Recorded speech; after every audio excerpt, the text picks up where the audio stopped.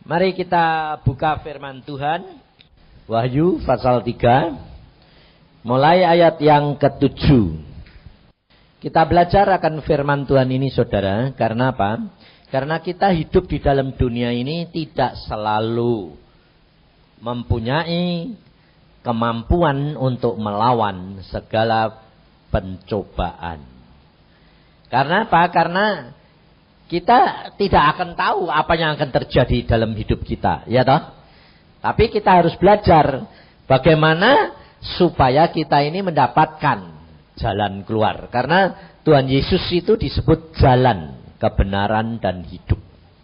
Dalam Wahyu pasal yang ketiga, ayat yang ke-7 ini, kepada jemaat di Philadelphia.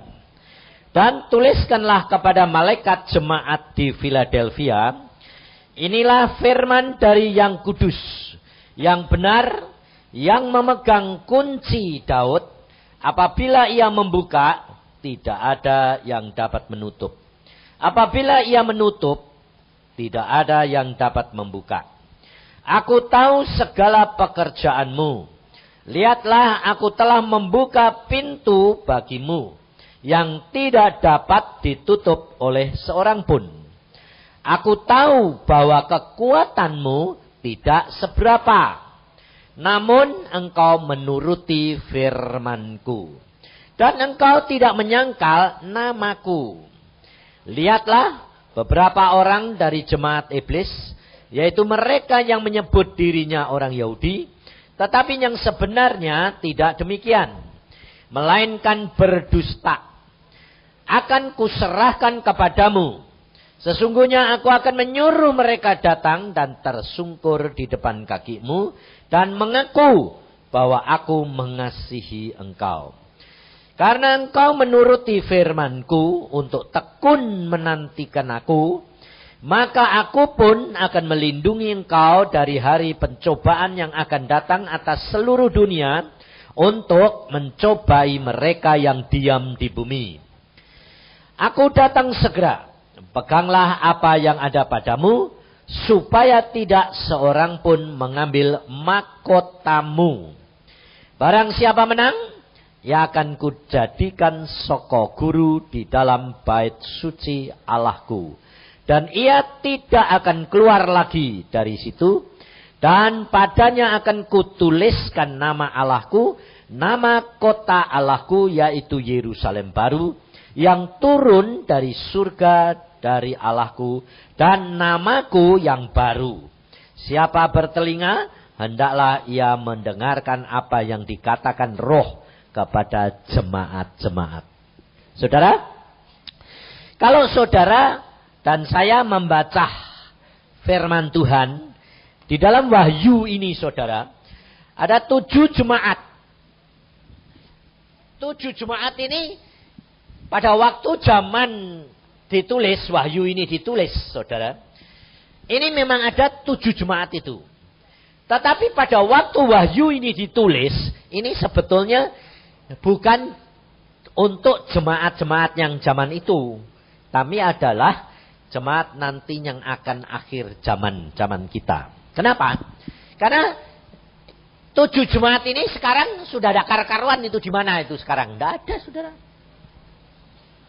Jemaat-jemaat ini yang ditulis di sini ini sudah ada karuan tuh, sudah ada tuh. Tapi sebetulnya Wahyu ini ditulis adalah apa? 7 kelompok, 7 golongan manusia. Karena apa? Karena saudara dan saya itu nanti surga itu tingkatnya itu 7. Jadi ada kelompok 1, ada kelompok 2, ada kelompok 3, ada kelompok 4, ada kelompok 5, ke 6, 7. Nah, ini yang kita bicara ini yang kelompok keberapa? 6. Itu cuma 7 jemaat terakhir hampir. Ini yang ke-6. Nah, saudara, kalau saudara nanti membaca firman Tuhan, lalu saudara itu menjadi pelaku firman, nah, sebetulnya setiap orang Kristen itu tahu, saudara, kamu itu sebetulnya punya jatah di kelompok mana. Nah, itu tahu kamu. Tiap orang mesti tahu. Karena apa? Karena dengan membaca firman Tuhan itu, lalu kamu lihat sifat perangai, lalu jabatan, lalu tugas, lalu pelayanan yang Tuhan berikan kepada saudara dan saya, nanti di situ jelas tergambar.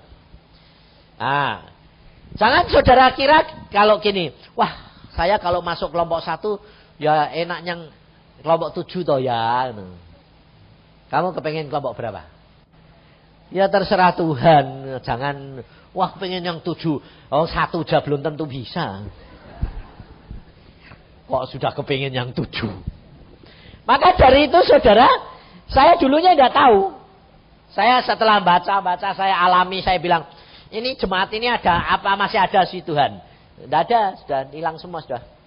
Loh, lah ini ditulis buat apa? Ini sebetulnya itu adalah 7 kelompok orang Kristen yang nanti selama di dunia, nanti masuk surga, nanti mereka itu punya bagian ini sendiri. Nah, kalau saudara benar-benar belajar dan menjadi pelaku firman Tuhan, saudara baca dari 1 kelompok pertama, dari sidang Jumat pertama sampai ke-7. Dan saudara baca berkali-kali, nanti saudara tahu, oh aku di sini, aku di sini. Ada yang bilang, oh aku di kelompok 1 ini, aku di kelompok 1. Untuk kelompok 1 saja sudah lumayan. Sudah gak lumayan lagi. Sebab ternyata saudara, di kelompok tingkat 1 itu, banyak hamba-hamba Tuhan besar di tingkat 1. Loh, kamu di dalam dunia ini kepengen toh kumpul dengan hamba-hamba Tuhan besar toh? Betul enggak? Susah di sini kumpul, mau ketemu hamba-hamba Tuhan besar susah enggak? Susah. Nanti di sana gampang.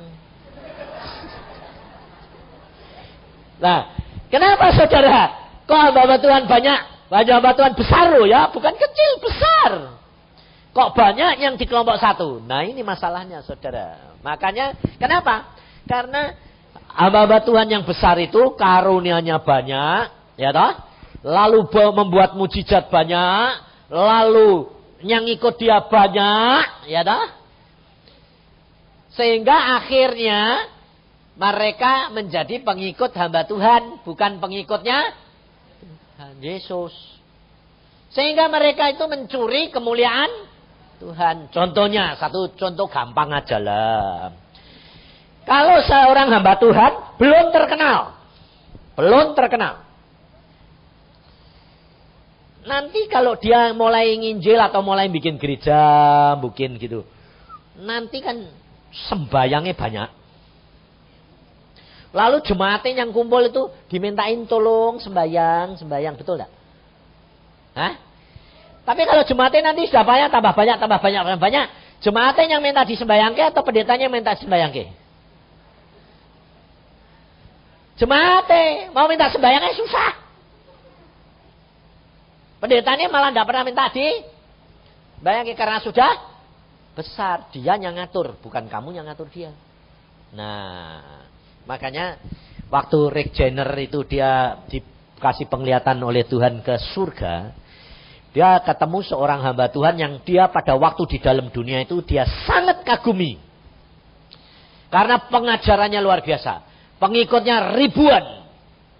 Sampai di sana, dia ketemu dia ketemu sama hamba Tuhan besar ini, dia bilang gini, wah, puji Tuhan, Bapak kok di sini? Dia tidak tahu kalau itu tingkat 1. Si Rick Jenner tidak tahu, cuma, wih tempat ini kok enaknya luar biasa.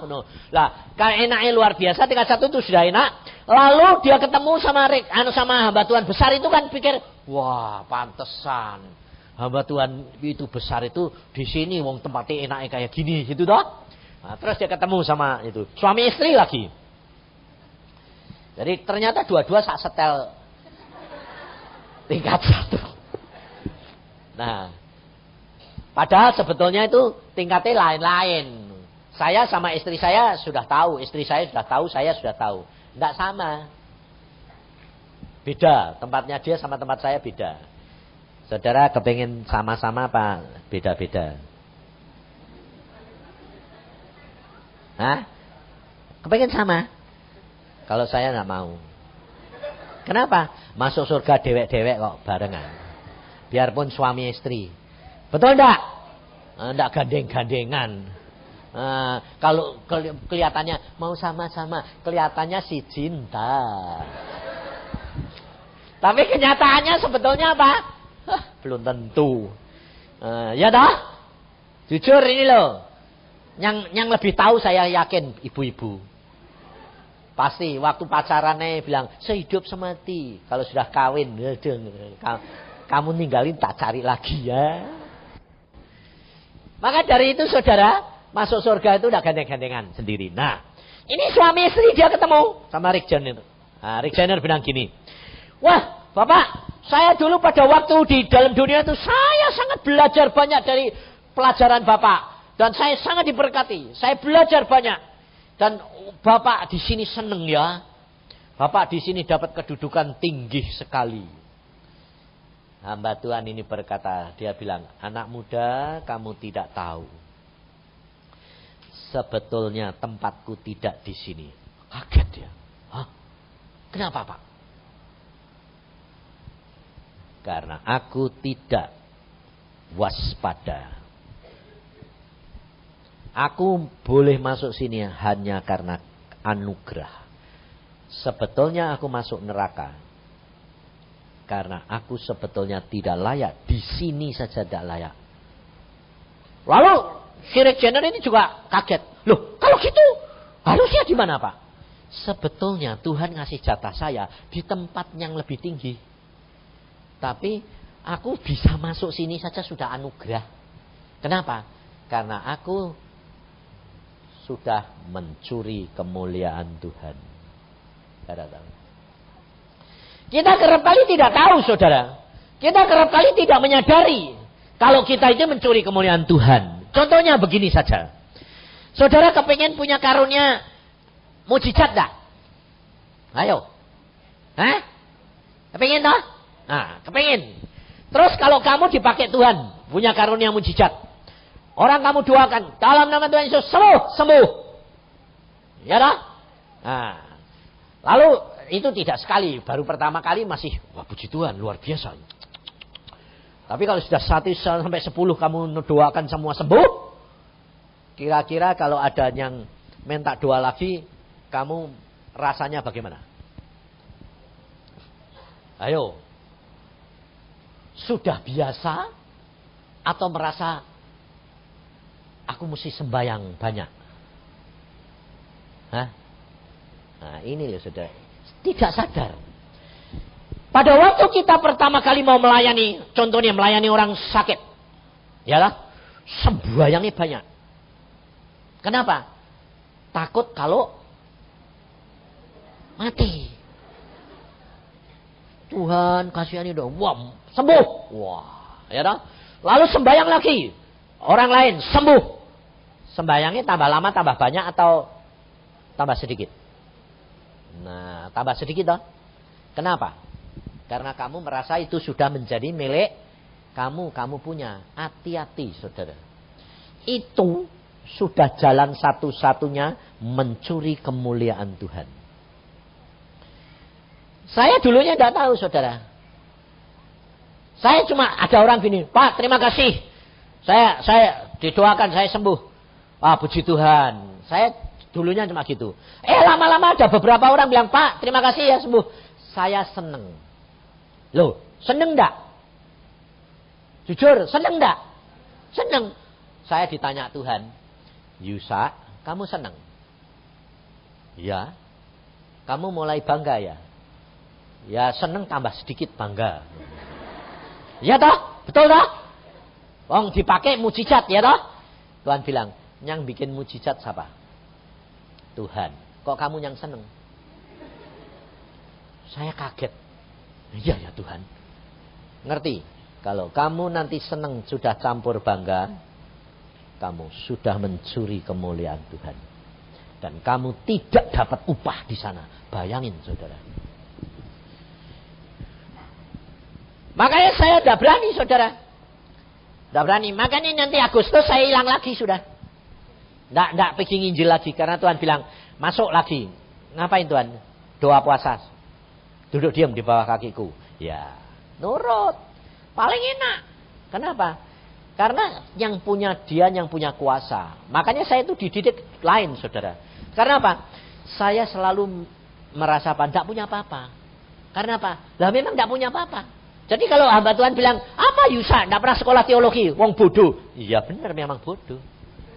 Memang saya bodoh. Saya cuma hanya melakukan apa yang Tuhan mau. Kenapa? Karena saya ngalami sendiri. Setiap orang dipanggil orang ke rumah sakit, sembahyang, kepengennya sembuh apa mati? Ya sembuh. Nah, saya cuma pengennya ya sembuh. Saya bilang, Tuhan ini sembuh pada. Aku mau bebaskan. Lalu, terima kasih Tuhan. Dalam nama Tuhan Yesus, bebas, sembuh. Datang lagi, ngomongnya sama. Tuhan ini mati apa hidup? Aku mau bebaskan. Nah, pikirku sama. Dalam nama Tuhan Yesus, bebas. Mak letak mati. Was. Saudara tahu? Langsung bilang, loh Tuhan kok mati? Loh mati kan ya bebas toh ya. Lah bebas rohani, bebas jasmani, bingung aku. Ngerti tidak saudara? Dibiarkan Tuhan terjadi supaya apa? Saya tidak mengatur Tuhan. Yang punya kuasa dia, bukan saudara dan saya. Maka dari itu kita mesti belajar. Belajar apa? Belajar mengerti kedudukanmu di hadapan Tuhan itu sebagai apa. Saudara dan saya cuma alat. Tapi segala kuasa miliknya dia. Maka dari itu jangan kamu menginginkan sesuatu yang lebih daripada yang Tuhan kehendaki. Supaya apa? Supaya saudara dan saya mencapai target, menggenapkan target itu. Sebab bukan orang yang punya karunia banyak yang nanti kedudukannya di surga itu tinggi. Tidak. Sebab pada waktu Regener ini ketemu hamba Tuhan itu, hamba Tuhan bilang gini, saya di sini nih, kamu tahu anak muda, ini tingkat yang pertama. Hah? Ini tingkat pertama Pak? Jadi Bapak di tingkat pertama? Iya. Dan dia berkata, banyak hamba-hamba Tuhan besar-besar di tingkat pertama. Ketinggalan. Jadi jangan takut. Lalu Regener dilihatin sama Tuhan. Kamu lihat yang di sana siapa? Duduk di tempat yang lebih tinggi itu siapa? Punya kursi kerajaan di sana? Kamu kenal dia? Datengin dia. Lalu yang duduk di sana itu ngomong sama dia. Selamat datang. Saya pernah ketemu Anda di dunia. Regener kaget. Kapan? Waktu itu saya jadi seorang pengemis. Yang minta-minta. Oh ya, Bapak itu dulu yang ngemis yang rumahnya pakai kardus itu yang di salju kedinginan tuh. Ya, lu Bapak di sini kayaknya Tuhan luar biasa. Aku diangkat tinggi-tinggi. Loh, bayangin. Kenapa? Dia tanya sama Tuhan, Tuhan, ini pengemis itu bekas pengemis itu kok tempatnya kok lebih tinggi dari hamba Tuhan. Dia mati syahid. Dia kaget. Mati syahid. Dikiranya mati syahid tuh dianiaya karena nama Yesus. Enggak. Tuhan bilang, enggak. Wah, kenapa kok mati syahid? Kok dia dapat kedudukan besar? Gini. Dia pada waktu dengar, dia terima traktat. Dia orang miskin, tidak bisa dengar firman, tidak bisa ke gereja karena tidak punya pakaian. Dia lihat traktat. Dia terima traktat, dia baca, dia renungin, dia terima Yesus. Setelah terima Yesus, dia lalu mulai nyari di mana ada traktat. Kemudian dia bagi-bagi. Kemudian dia mulai mengerti kasih itu apa, kasih apa. Nah, ada orang satu pengemis juga, pemabuk dan mau mati kedinginan. Karena dia itu mengasihi, ini orang diinjili. Saudara, kamu masih bertobat, terima Yesus, gini, Yesus itu baik, sayang. Ya. Tapi orang ini kedinginan mau mati. Nah, akhirnya jubah dia dipakaikan orang itu, dibungkus hidup, dan dia bertobat. Dia sendiri mati. Dia sendiri mati kedinginan. Tuhan Yesus berkata apa? Dia mati syahid untuk aku. Itu yang dinamakan kasih. Dan dia mendapat kedudukan lebih. Ngerti saudara? Maka dari itu saudara kita harus belajar. Belajar apa? Belajar mengerti apa maunya Tuhan. Dan apa yang Tuhan nilai. Yang berharga di hadapan Tuhan itu yang lebih penting. Sebab apa yang engkau nanti duduk di surga, itu engkau bayar di sini. Engkau harus bayar di sini. Maka dari itu di dalam ayat ini, saudara perhatikan. Dalam ayat ini Tuhan berkata, inilah firman dari yang kudus, yang benar, yang memegang kunci Daud. Apabila ia membuka, tidak ada yang dapat menutup. Apabila ia menutup, tidak ada yang dapat membuka. Aku tahu segala pekerjaanmu, lihatlah, aku telah membuka pintu bagimu yang tidak dapat ditutup oleh seorang pun. Nah, Tuhan Yesus berkata, aku tahu segala pekerjaanmu. Nah, sebetulnya kelompok ini pekerjaannya apa? Punya kemampuan besar apa enggak? Tidak. Perhatiin ayat yang ke-8. Ya toh? Aku tahu bahwa kekuatanmu tidak seberapa. Namun engkau menuruti firmanku dan engkau tidak menyangkal namaku. Kelompok ini saudara sebetulnya tidak mempunyai kekuatan yang besar. Mengapa dikatakan oleh Tuhan justru kelompok ini kedudukannya cukup tinggi. Tingkat 6 itu tinggi loh saudara. Karena dia akan diangkat menjadi sokok guru. Jadi di dalam sidang ilahi itu ada orang-orang yang diangkat Tuhan menjadi guru-guru. Ini tinggi. Tingkat 6. Nah, dia justru orang ini tidak mempunyai kekuatan yang besar.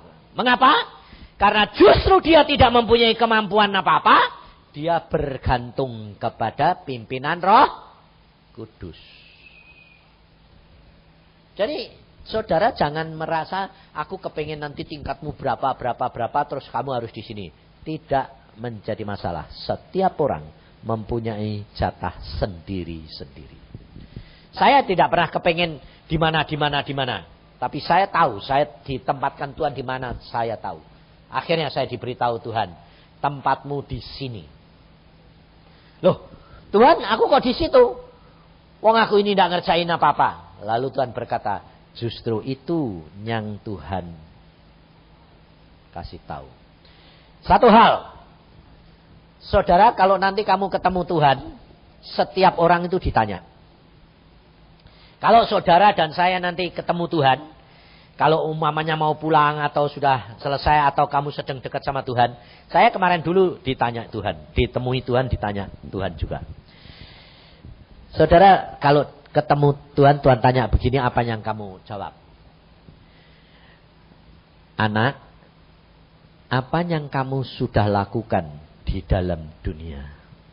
Selama kamu di dalam dunia.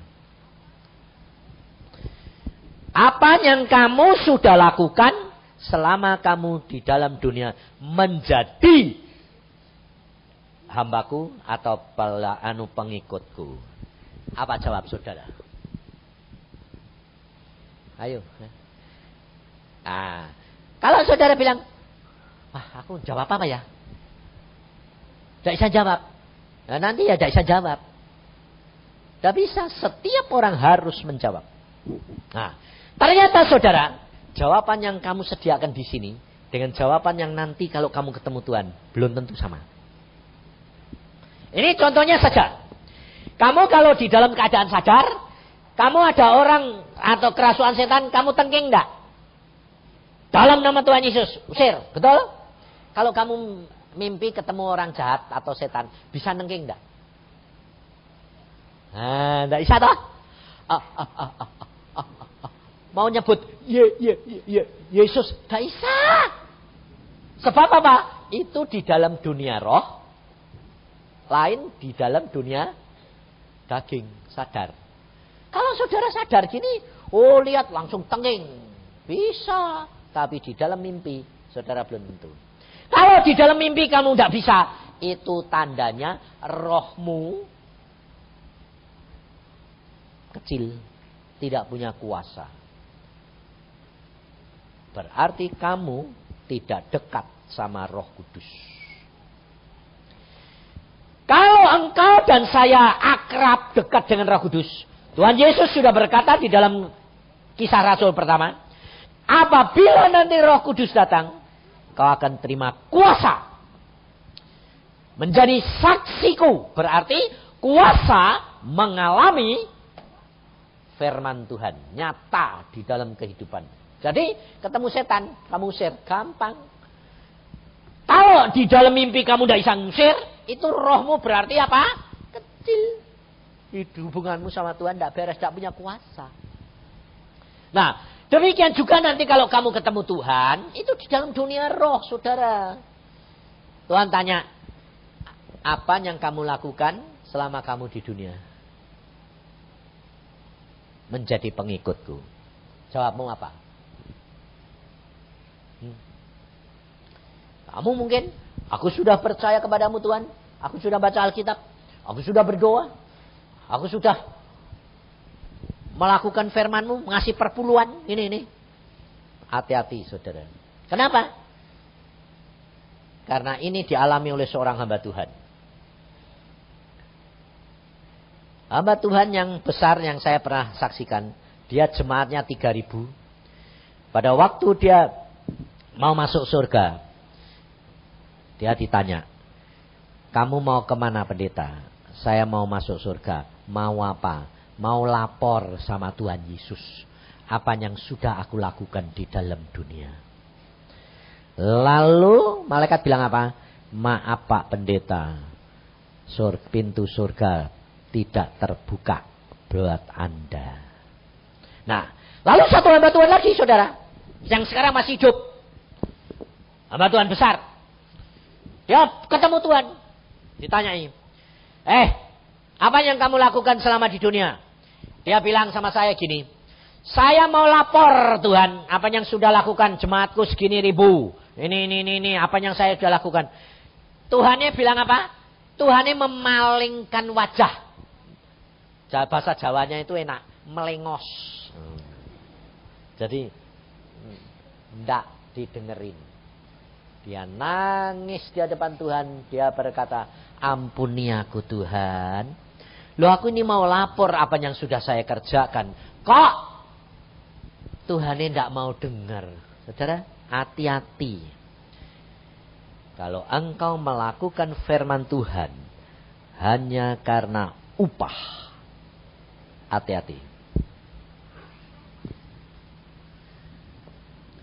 Dia nangis. Lalu Tuhan berkata, kamu mau melapor, kamu mau melaporkan apa yang kamu kerjakan itu aku sudah tahu, betul tidak? Sebetulnya yang dilakukan itu apa? Dia tidak punya apa-apa. Saudara harus ayat Lukas 17 ayat 10 itu harus diapalkan dan diberitahukan kepada jiwamu. Itu pesan Tuhan Yesus yang sangat-sangat penting buat peringatan buat kita. Sebab hal itu ada hubungannya dengan Wahyu 3 ini yang saudara dan saya baca. Saudara harus sadar selalu akan firman daripada Tuhan. Dan yang penting-penting itu yang diingat-ingat tuh yang peringatan-peringatan ini loh. Jangan berkat-berkat, janji berkat yang diingetin terus. Tidak sampai-sampai malahan. Lukas 17:10. Demikian jugalah kamu apabila kamu telah melakukan segala sesuatu yang ditugaskan kepadamu. Perhatikan. Apabila kamu sudah melakukan apa yang ditugaskan kepadamu. Hendaklah engkau berkata. Kami adalah hamba-hamba yang tidak berguna. Kami hanya melakukan apa yang kami harus lakukan. Kira-kira kalau hamba yang tidak berguna itu ngelakuin apa? Hah? Ngelakuin apa? Yang enggak ngelakuin apa-apa, enggak berguna. Kalau ngelakuin apa-apa, merasa bisa melakukan apa-apa itu berguna. Betul lah? Nah, sekarang perhatikan Matius 25. Hati-hati, saudara. Ini kita belajar ya, supaya saudara jangan ketinggalan. Siapa tahu kalau nanti ada yang waktunya habis. Loh, kita kan enggak tahu toh. Nah, kalau waktunya habis, kalau hari ini, malam ini kamu dengar, bertobat kan lumayan. Yang penting kan masuk surga, bener gak? Nah, ngapain? Aku aja ya enggak tahu kalau nanti malam habis pada. Tapi saya selalu terus terang sih, tiap malam, tiap hari sih saya selalu ngomong gini, Tuhan, kapan sih waktuku habis? Saya sih kepengen cepet-cepet habis, saya bilang. Kok udah habis-habis, saya bilang. Saudara perhatikan, nanti kita belajar. Seperti di Matius 25 ini. Nah, sudah baca semua belum ini? Sudah ya? Jadi tidak usah tak baca lagi ya. Ya. Ada domba dan kambing. Nah, saudara kepingin di sebelah Anda di domba atau kambing? Domba toh? Kepinginnya toh? Nah, tapi yang kamu lakukan sekarang ini perbuatan domba atau kambing? Soalnya saudara tidak tahu. Nah, perhatiin. Domba pada waktu ditemuin Tuhan Yesus, Tuhan berkata, engkau yang diberkati Tuhan. Sebelah kanan, ya toh? Karena pada waktu aku sakit, kamu melawat aku. Pada waktu aku di dalam penjara, kamu melawat aku.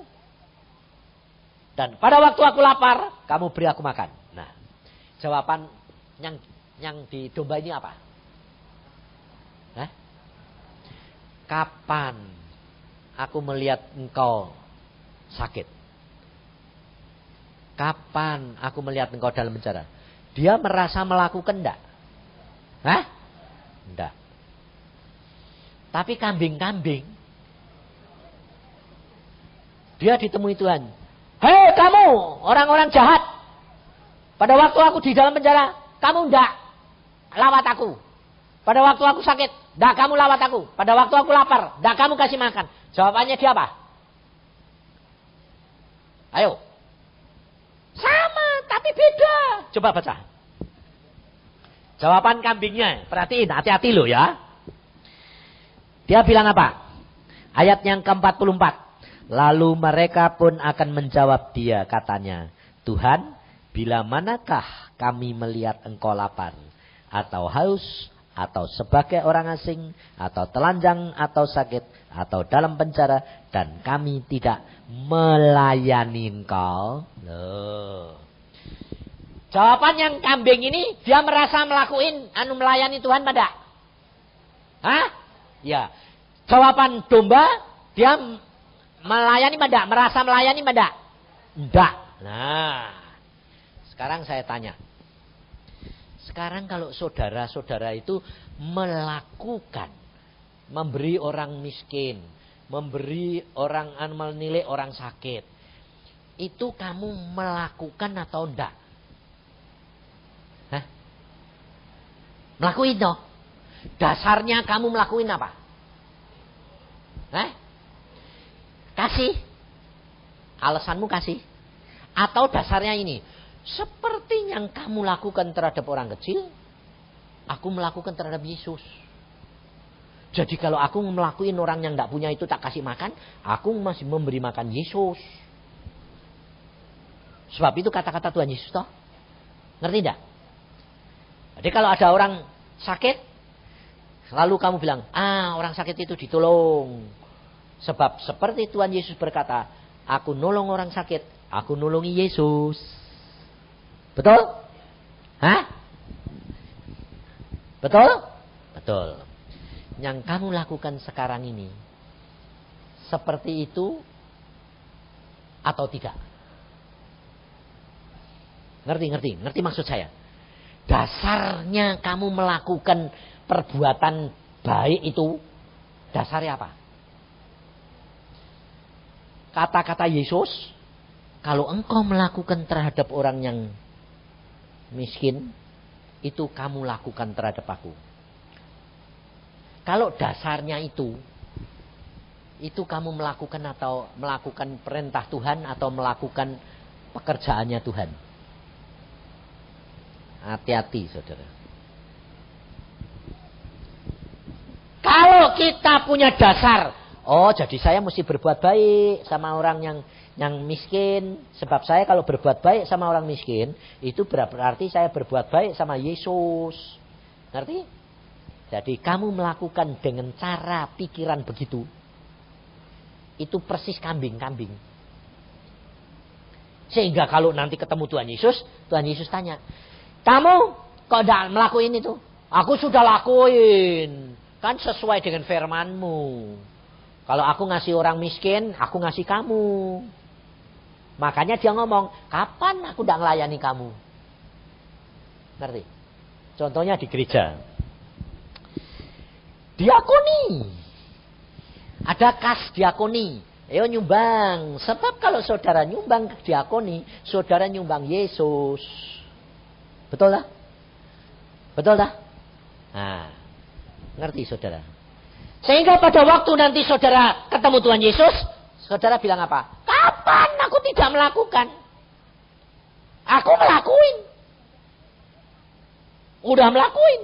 Nah, Tuhan Yesus bilang apa? Itu bukan yang aku maksud. Hati-hati saudara. Kalau saudara melakukan sesuatu di dalam pimpinan Roh Kudus, itu bukan saudara yang melakukan, tapi dia. Makanya kalau saudara ditanya, kamu melakukan apa? Aku tidak ngelakuin apa, cuma aku ngelakuin perintah. Ngerti tidak? Itu yang Tuhan mau. Ngerti ya? Ini pelajaran luar biasa. Saya baru tahu dibuka Tuhan lagi. Sebab pada waktu itu saya ditanya begini. Yusa, kamu sekarang ini mengenal aku begitu dalam toh? Begitu kenal akrab toh? Ya. Kok kamu bisa sampai kayak begitu itu? Apa yang kamu lakukan dalam dunia? Apa yang sudah kamu lakukan? Kok kamu bisa mengenal aku begitu? Saya ditanya begitu saudara. Demikian juga orang-orang tanya, Pak, bagaimana bisa akrab dengan Tuhan? Apa yang harus dilakuin? Betul tak? Saya jawabnya bagaimana? Saya bilang, aku tidak melakukan apa-apa. Ya tidak mungkin toh Pak. Ya memang tidak melakukan. Lah kok bisa akrab? Gak ma Tuhan begitu. Cuma nurut Roh Kudus. Suruh ini ya, suruh itu ya, suruh ini ya. Jadi akrab. Saya pada waktu ditanya Tuhan Yesus begitu, Tuhan jawabnya apa? Itulah kuncinya. Kalau kamu merasa kamu yang melakukan, itu kamu merasa berjasa. Kamu seorang hamba yang berguna. Tapi kalau kamu tidak melakukan apa-apa, karena kamu cuma sekedar seorang suruhan, perintah Tuhan kamu lakukan, itulah hamba yang tidak berguna. Dan itu yang Tuhan mau. Ngerti saudara? Jadi kalau saudara itu di dalam pengikutanmu akan Tuhan berkata apa? Aku sudah melakukan puasa. Aku sudah hidup dalam kekudusan. Aku sudah ini. Hati-hati. Itu satu tanda bahwa kamu di pinggir jurang kejatuhan.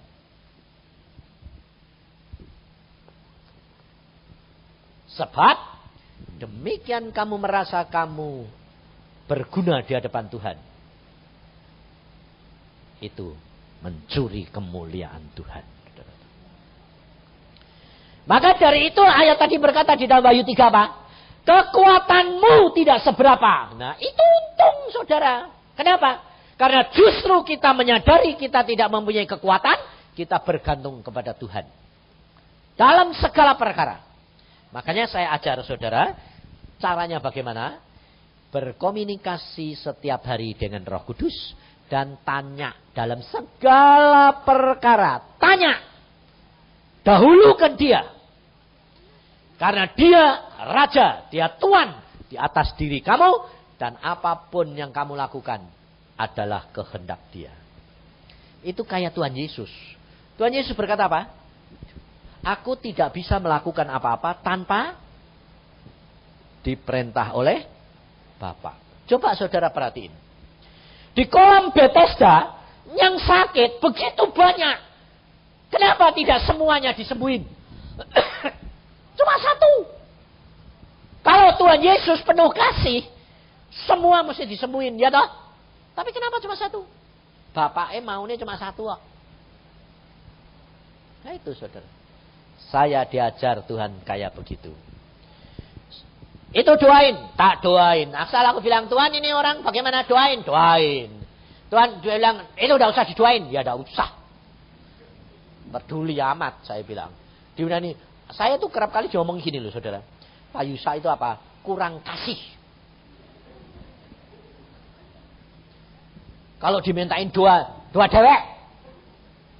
Jadi jangan kaget kalau kamu bilang, Pak doain, doa sendiri. Soalnya apa? Sebab saya tidak pernah mau supaya saudara gantung saya. Loh, sebab orang itu otomatis. Contohnya sebab, saudara tidak punya anak. Datang pada saya, Pak doain dong Pak. Supaya saya dapat anak. Saya tanya, Tuhan ini perlu didoain enggak? Tuhan bilang, enggak usah. Moh. Kalau Tuhan bilang doain, nah, tak doain. Dalam nama Tuhan Yesus punya anak. Ayo, kalau nanti kamu tiap hari ngomong, perutmu diomongin. Sempurna, sempurna, sempurna. Benih sempurna, telur sempurna, ketemu. Nah, wes ngomong, jadi. Kalau jadi, itu dia berterima kasih sama saya enggak?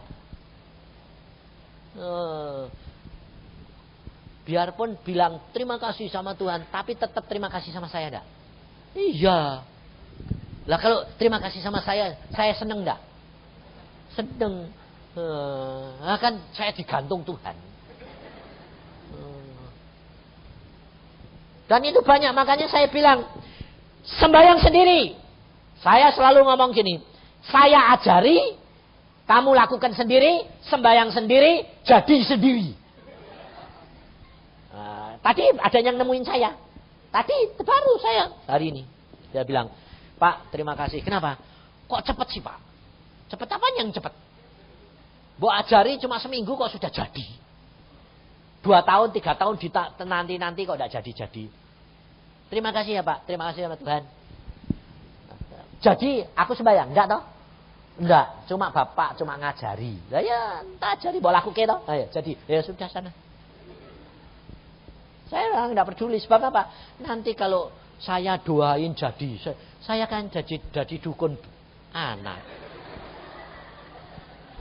Semua orang minta datang ke rumah saya di dukun anak, ya toh? Saya enggak mau. Nah, saya nanti digantung Tuhan. Saya nanti di tingkat 1 rugi. Nggak mau saya. Saya sudah tahu kedudukan saya di mana. Tempat saya di mana. Nah, kok enak. Saya sudah hati-hati. Nah, di dunia sebentar lagi umurku sudah 65. Sebentar lagi sudah game. Lalu saya nanti masuk nyuri percuma. Saya ajarin saudara. Makanya saya bilang doa sendiri. Gampang. Seperti di Solo itu ya gitu. Pak, suami saya ini cuma 10% atau 20%. Jadi tidak bisa punya anak. Sudah lama, 2 tahun, setengah 3 tahun.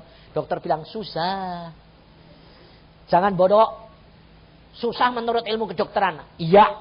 Tapi tidak susah untuk Yesus. Nah, terus bagaimana caranya? Omongin. Loh, dia omongin sendiri. Iya. Sempurna. Tiap hari pegang. Benih sempurna. Terus istrimu, telur sempurna. Ngomongin, aku bilang. Anaknya dari Solo dibawa. Laki. Ini loh Pak hasilnya. Loh, sudah keluar? Sudah. Udah keluar. Loh, kamu ini kan sudah dengar sih kesaksian yang orang-orang yang saya ajari. Iya Pak, tapi kok ya lupa ya Pak loh. Nah ya kamu ini bagaimana sih saya bilang. Susah saudara, makanya itu saya suruh praktek sendiri. Yang satu lucu lagi. Pak doain dong Pak. Sembahyang dewek. Sudah sembahyang. Nggak jadi-jadi. Berapa tahun? 6 tahun. Oh, lalu saya bilang, Tuhan kenapa Tuhan? Ya enggak tak kasih anak. Kalau tak kasih anak itu anak haram. Aku kan kaget. Loh, kenapa Tuhan kok anak haram? Lah enggak punya surat kawin. Lah aku bilang, oh kamu ini pantas enggak dikasih anak. Doamu enggak pernah didengar. Karena Tuhan tuh sayang kamu. Kenapa? Lah kamu enggak punya surat kawin. Sing suami bilang, oh iya ya. Kita nih belum punya surat kawin. Jadi kalau punya anak haram. Anaknya siapa lalu? Ayo sana diurus. Surat kawin. Nanti mana? Terus ngomongi. Ketemu. Sempurna. Gitu ya. Ngomong. Ya, pulang. Saudara tahu? Surat kawinnya jadi. Seminggu kemudian. Jadi. Anaknya sudah keluar. Perempuan. Ini loh Pak, keluar. Surat kawinnya jadi, seminggu kemudian jadi. Setahun 9 bulan kemudian keluar. Loh, Tuhan itu luar biasa. Saudara dan saya punya kekuatan tidak seberapa, tidak masalah. Tapi justru karena tidak punya kekuatan itu, saudara dan saya bergantung sama Tuhan. Justru hati-hati kalau kamu punya karunia. Kalau kamu punya karunia itu hati-hati. Ini contohnya, ya lah. Ini penyanyi tadi MC-nya tadi itu sudah biasa jadi MC apa belum? Belum lah. Nah, sembayangnya banyak apa sedikit? Ah, banyak. Tapi kalau sudah biasa, sudah pinter, sembayangnya banyak apa sedikit? Sedikit. Karena apa? Sudah biasa. Maka hati-hati, saudara. Kita kerap kali tidak sadar. Demikian juga hamba Tuhan. Saya ini tadi mau khotbah di sini. Saya sembahyang. Tidak dikasih firman. Saya bilang, Tuhan, kowe nanti mau ngomong apa? Ini kok tidak mau kasih firman. Ini panitianya ini nakal-nakal, kurang sembahyang ya Tuhan. Ini anak-anak ini, aduh Tuhan. Ini sudahlah, aku tidak mau urusan sama panitianya. Panitianya nakalnya kayak apa urusanmu? Saya bilang jemaatnya ini loh yang datang nih loh, kasihan sudah datang enggak mau kasih firman apa Tuhan. Saya duduk di sana, Tuhan, kowe ngomong apa kok diem aja terus. Baru dia ngomong, nanti ngomong Wahyu aja. Sebab saya tidak pernah punya catatan, saya paling takut saudara. Saya melayani kamu makani KKR, ini namanya KKR datangnya cuma segini tidak peduli. Kamu datang 10 ya biar. Wong aku tidak urusan. Sebab saya mau mengabdi hanya kepada Tuhan. Saya sampaikan apa yang Tuhan mau, engkau alami dan kau nikmati. Maka dari itu kalau saudara justru merasa saudara itu tidak punya kekuatan, tidak punya kemampuan, nah, saudara harus tahu, punya satu pegangan. Apa? Menuruti firman Tuhan. Satu. Kedua apa? Menantikan Tuhan dengan tekun. Hanya 2 hal ini yang saudara perlu. Dan kalau saudara dan saya perlu melakukan 2 hal ini, menuruti firman. Nah, yang dituruti firman yang mana? Nah, ini masalahnya. Jangan nurut firman yang kamu senang. Salah. Kamu tugas saudara dan saya membaca Alkitab. Semua firman dibaca.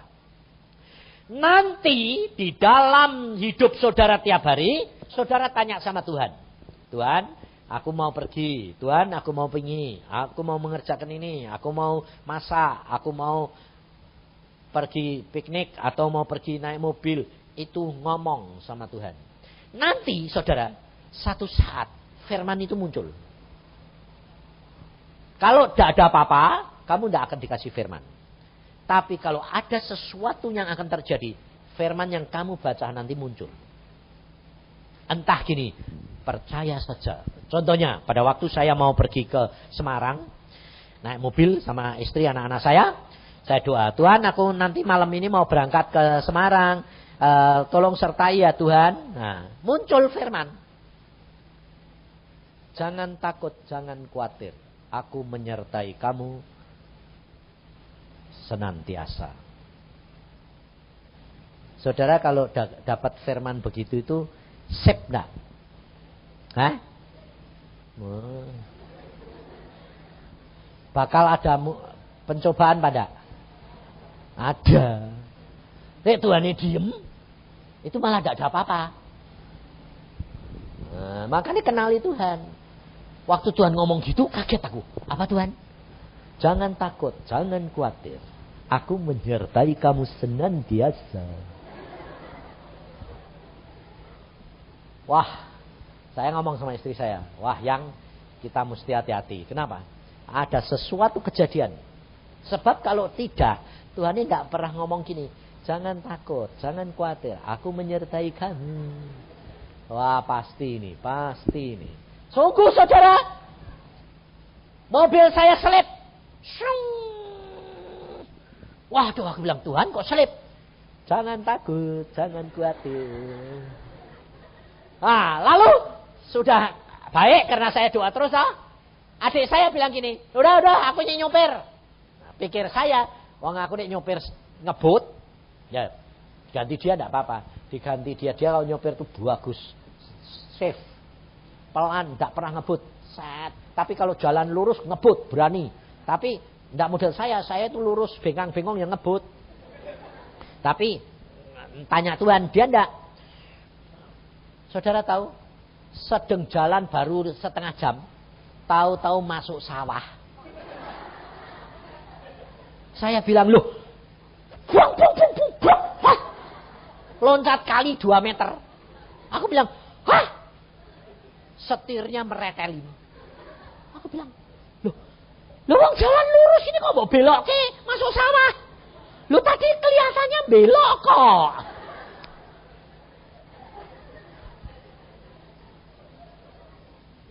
Tapi tidak ada yang celaka. Cuma mobilnya rusak. Aku bilang, Tuhan ini maksudmu. Iya, jangan takut, jangan khawatir. Nah, saudara tahu tahun 93 saya tidak ada apa-apa. 3 kali Tuhan ngomong di Bandung, di Jepara, sama di Cirebon.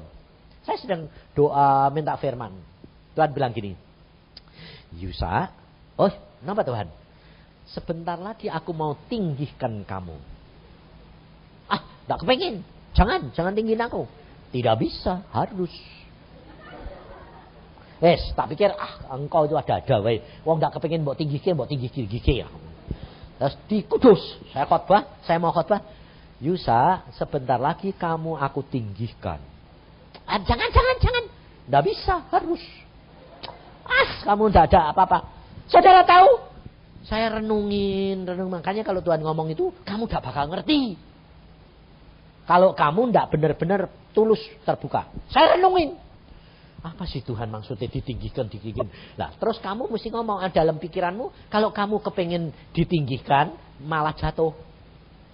Justru saya tuh tidak tahu. Saya bilang, apa sih maksudnya Tuhan?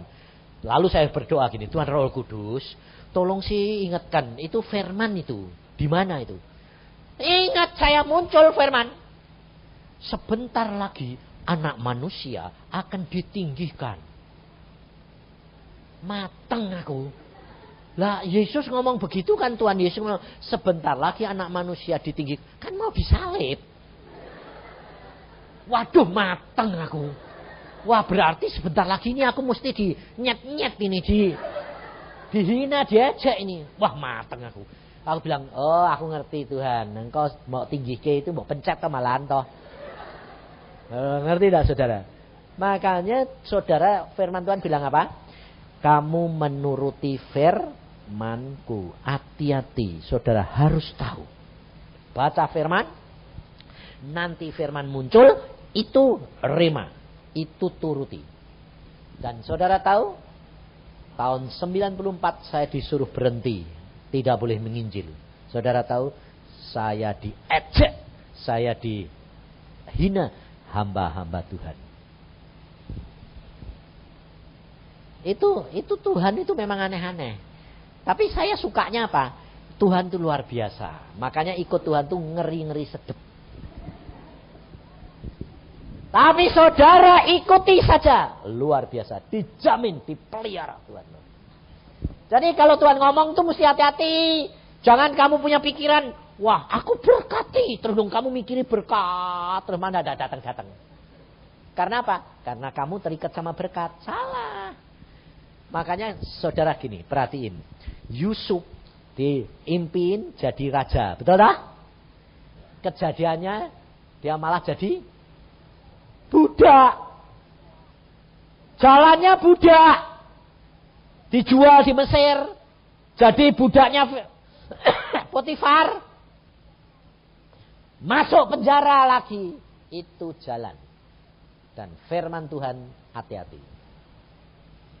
Maka kalau kamu dapat rema, sembayang, minta tuntunan Roh Kudus. Apa artinya? Dengan motivasi hati yang bersih. Karena dikatakan, karena engkau menuruti firmanku dan apa? Menantikan aku. Nah, menantikan itu kamu sembayang, tunggu Roh Kudus memberikan makna pengertian kepadamu, maka engkau akan dilindungi Tuhan. Tuhanmu berkata apa? Dengan begitu kamu aku akan lindungi terhadap hari pencobaan yang akan mencobai kamu. Tuhan itu luar biasa. Tuhan tidak pernah terlambat. Tuhan tidak pernah tergesa-gesa. Tuhan itu hebat, luar biasa. Tadi ada seorang wanita datang sama saya. Dia berkata begini, Pak, Tuhan itu memang hebat, Pak. Ya jelas, saya bilang. Pada waktu saya menerima urapan, bukan urapan. Pada waktu di Menara Era itu loh. Hari terakhir, itu kan Tuhan mengatakan pada saya begini. Berikan mereka tuh roti dan apa? Anggur. Air.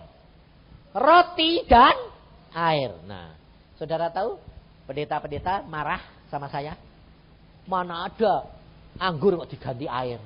Loh, siapa yang bilang? Oh ini tidak perjamuan. Tuhan bilang berikan mereka roti dan air seperti Elia.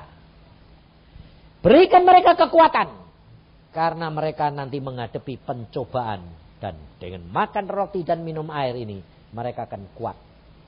Tadi menemui saya saudara. Dia bilang apa? Tuhan betul Pak, luar biasa. Setelah saya terima itu, beberapa hari kemudian saya mengalami pencobaan yang amat berat. Dan kalau aku tidak mendapatkan kekuatan dari Tuhan itu, saya tidak sanggup untuk mengatasinya. Pasti saya sudah berantakan rumah tanggaku. Mau apa yang terjadi saya tidak tahu. Tapi dengan setelah makan itu Pak, saya bisa tenang. Menghadapi pencobaan itu rasanya kok, oh enggak apa-apa loh. Sehingga diubah. Masalah itu menjadi berkat. Luar biasa. Firman Tuhan berkata, justru kekuatanmu tidak seberapa. Justru di situ kamu punya nanti kedudukan cukup tinggi. Karena apa? Menurut firman dan menantikan Tuhan. Amin. Mari kita berdoa.